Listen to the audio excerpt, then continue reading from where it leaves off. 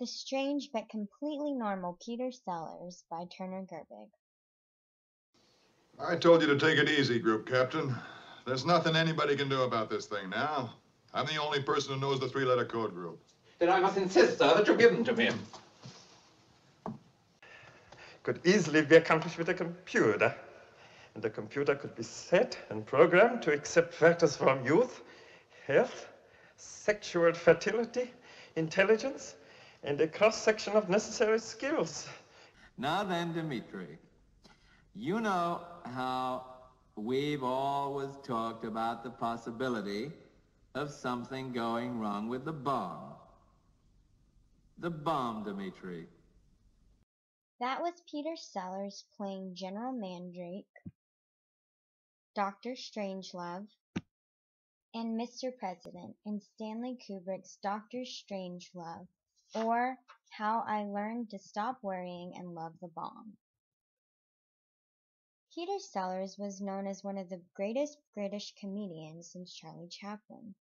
He played multiple roles in many movies prior to Dr. Strangelove, such as The Mouse That Roared, where he played 3 roles, I'm All Right, Jack, which brought him into the spotlight, and Being There, which earned him many award-winning nominations for his lead role as Chance the Gardener. Today we will discuss how Sellers' voice, mannerisms, and overall look distinguish his 3 roles and define him as a chameleon actor. According to the book Looking at Movies, chameleon actors are actors who seem to be different in every role. They are able to make frequent changes based on the environment and can adapt to aspects such as the look and mannerisms of any character. General Mandrake can be seen as the baseline character. He has fairly normal mannerisms, a normal British accent, and a look that captures that of a general. From him we can see the dramatic difference of the other 2 characters that Sellers plays.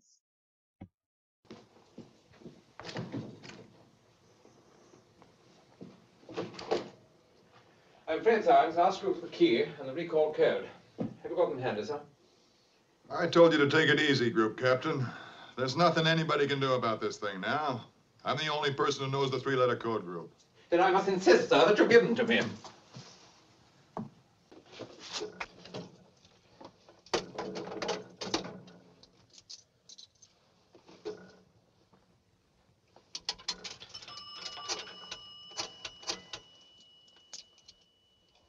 Operator, this is Group Captain Lionel Mandrake. I'm speaking from Burleson Air Force Base. Look, something very urgent has come up, and I want you to place an emergency person-to-person call with President Merkin Muffley in the Pentagon, Washington, D.C.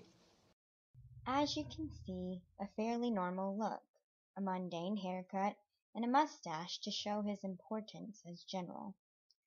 While the voice is quick and sharp, what voice wouldn't be in this situation? Now that we have a base, let's move on to see how Sellers' voice, mannerisms, and look distinguish his character Dr. Strangelove. I would guess that a dwelling space for several 100,000 of our people could easily be provided. Well, I would hate to have to decide who stays up and who goes down. Well, that would not be necessary, Mr. President. Could easily be accomplished with a computer. And the computer could be set and programmed to accept factors from youth, health, sexual fertility, intelligence, and a cross-section of necessary skills. Of course, it would be absolutely vital that our top government and military men be included to foster and impart the required principles of leadership and tradition.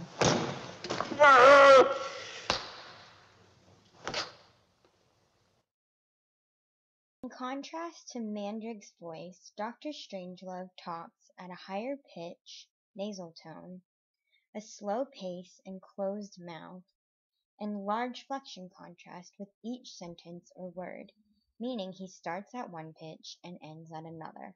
He also has quirky mannerisms unique to his character, such as leaning his head to the side and arm movements that he can't control, such as the Heil Hitler gesture. And let's not forget to mention the cynical glasses and comical hairstyle only highlight his unique personality that much more.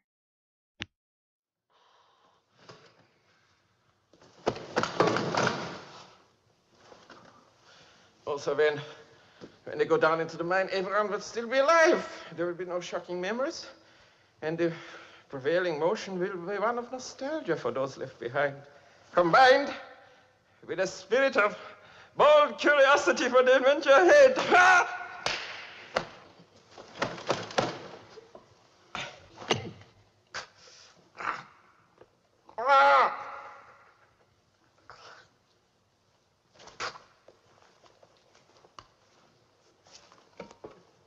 Lastly, we will listen to how Sellers' unique, slow, detailed voice characterized him as the president.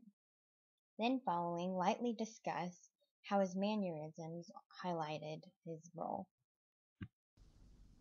Hello? Hello, Dimitri. Listen, I can't hear too well. Do you suppose you could turn the music down just a little? Oh, that's much better. Yeah. Yes.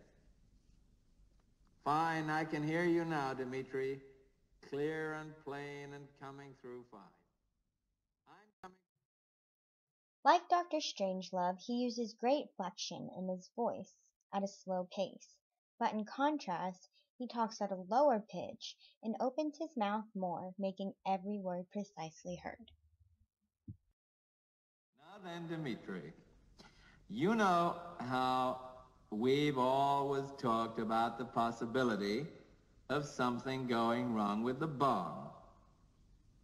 The bomb, Dimitri. Let me finish, Dimitri. Well, listen, how do you think I feel about it? Can you imagine how I feel about it, Dimitri? In addition to his voice, Seller has one unique gesture to help characterize his role: the scrunched brow. His head is slightly down, his eyes are slightly up towards the person talking, and his eyebrows remain scrunched up as if to be in deep thought and intently listening. This is not completed by any of the other character roles, but only his. By putting these aspects together, Peter Sellers was able to play three distinct roles, which only helped portray the goal of Kubrick's movie. Kubrick knew that Sellers could pull off the role despite Sellers' reluctance, and although he was supposed to play 4 roles, the 3 roles he played were enough to make the satire a hit for both Kubrick and Sellers.